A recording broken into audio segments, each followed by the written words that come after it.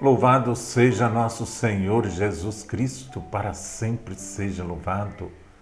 Hoje nós vamos meditar, hoje dia de São Gregório Magno, Papa e Doutor da Igreja, dia 3 de setembro.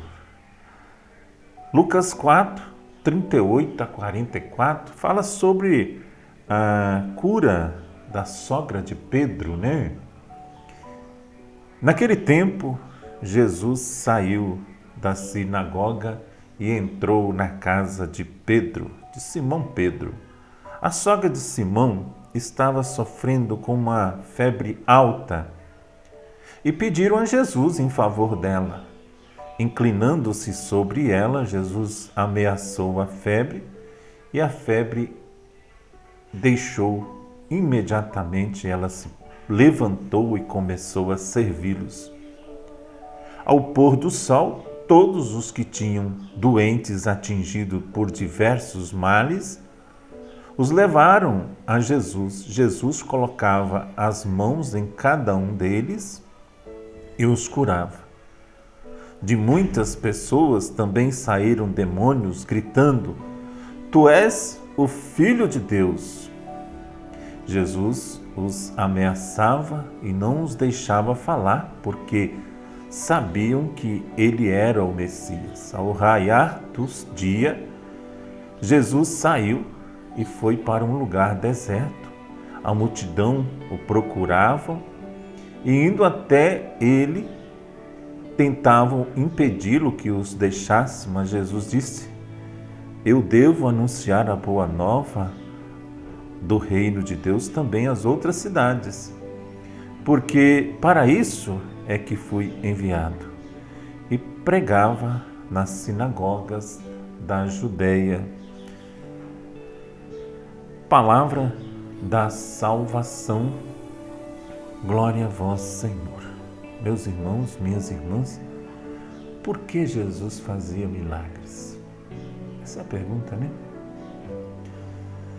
Jesus Cristo, após curar a sogra de Simão, que estava com uma febre alta, curou vários doentes, várias moléstias, assim como os possessos que trouxeram a ele, e tocava.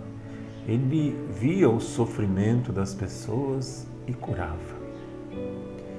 Lá na palavra diz assim: pondo-lhes a mão os sarava. De muitos saíam os demônios aos gritos, dizendo: "Tu és o Filho de Deus." Vejam aqui, meu irmão, minha irmã, mais uma vez os próprios demônios revelam que Jesus era o Filho de Deus. E Jesus calava eles, Mas a pergunta é: por que Jesus fazia milagres? Por quê? A resposta é simples: porque ele tinha poderes, porque ele era o próprio Deus, e mais do que isso, ele se colocava no lugar das pessoas, Quem me viu, ele mesmo disse, viu o Pai, disse Jesus. Se Jesus não tivesse feito nenhum milagre, ele teria sido apenas um personagem famoso, tipo um Sócrates, um Tiradentes, mas através dos seus milagres, Jesus provou que ele não era um homem qualquer. Fazendo os milagres, ele mostrou que ele é o próprio Deus. Assim, as pessoas acreditaram em tudo que ele disse. E ainda hoje estamos falando sobre isso, rezando, pedindo a ele, comungando o corpo dele, imitando ele, que nos é muito importante também, Portanto, os milagres nos mostraram que Jesus tinha poderes, que ele era o próprio Deus. E assim, é assim que o reino de Deus estava se realizando na sua própria pessoa. Para realizar ou acontecer milagres, a fé é muito importante, é indispensável, É indispensável. O próprio Jesus falou isso várias vezes Ele sempre dizia: você acredita que eu posso fazer isso? Você acredita que eu posso fazer isso? Jesus chega para você também que está passando por uma situação. Você acredita que eu posso fazer isso? E aí ele dizia: a tua fé te curou. E ele diz: a tua fé te curou. Se tiveres fé, podereis fazer o que eu faço.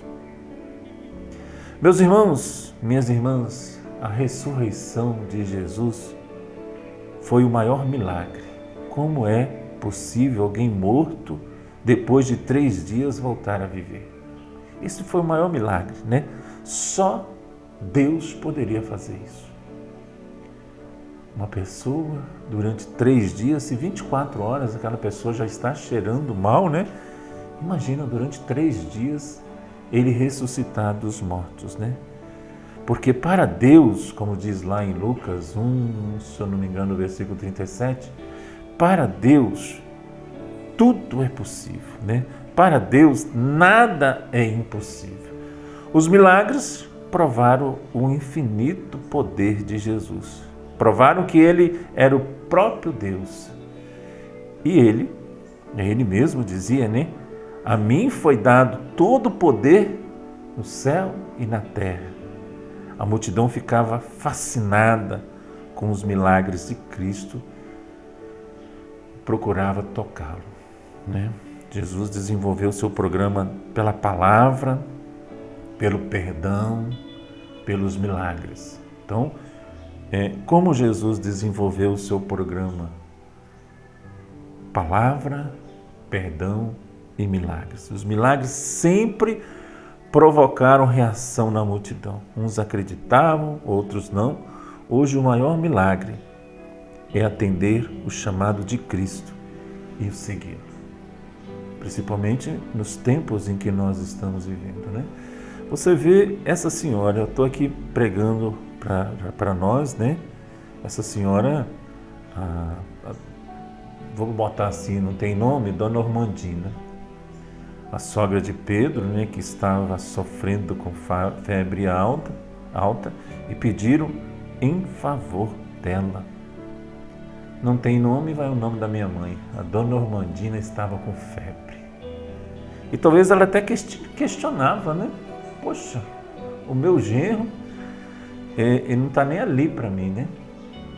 Não se preocupe. E alguém aqui, a sogra de Pedro estava sofrendo com voz alta e pediram, não diz que foi o genro. Às vezes a mamãe falava isso também, né? O eu de reza para todo mundo, mas não reza para mim, né? Então, irmãos e irmãs, né? E o que aconteceu? Inclinando sobre ela, Jesus ameaçou a febre e a febre a deixou. Imediatamente, ela se levantou e começou a servi-lo. Após a cura, meus irmãos, minhas irmãs, acontece isso. Nós passamos a servir a Jesus. Entendeu? Passamos a servir Jesus. Eu gosto muito quando nós vamos no grupo de oração, que alguém coloca a mão sobre a cabeça daquela pessoa. Eu gosto demais. Né? Tem gente que já não gosta. Não gosta que me toca, não gosta que faz isso, faz aquilo. Eu gosto. E eu gosto, às vezes, quando eu estou conduzindo o grupo, o momento de oração também, de tocar nas pessoas. Que as pessoas se sentem amadas, se sentem valorizadas. E aqui, ao pôr do sol, todos que tinham doentes atingidos por diversos males, levavam a Jesus. Eu gostaria que no final do programa, né, você rezasse e você olhasse também se tem aí na sua casa, na sua família, alguém que precisa do sacramento da unção dos enfermos. Como que esse sacramento cura? Como que esse sacramento liberta as pessoas? Entendeu? E aqui, de muitas pessoas também saíam demônios gritando: Tu és o Filho de Deus. E Jesus os ameaçava e não os deixava por falar, porque sabiam que ele era o Messias. Meus irmãos, não sei a cura que você precisa hoje de Jesus. Peça a Ele. Peça os sacramentos da igreja. né, que são a unção dos enfermos, que é a unção dos enfermos, está doente, procure o padre, procure o sacerdote. Você que é ministro da palavra, ministro da Eucaristia, tem aí alguém doente aí na sua comunidade, chame o padre para fazer uma unção, né, dos enfermos. Está hospitalizado, tem alguém que vai lá visitá-lo? Você vai visitar alguém? Peça. Aqui em Colatina, cada hospital tem uma comunidade, um padre responsável por aquele hospital. Procure saber, né, aí dentro da diocese, onde você mora também, para poder visitar essa pessoa. Em nome do Pai, do Filho e do Espírito Santo. Amém.